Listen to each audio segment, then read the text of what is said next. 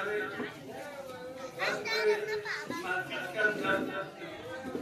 मनोबल है, सादा है। बस चुप से बैठा नहीं जाए। आगे बढ़ के कहता हूँ कि और वतन और दुनिया के लिए उन शोहरा के निकट में से, उन शोहरा वतन में से एक अजीम शायर रही था जनाब रईस आजम फैक्ट्री साहब हैं।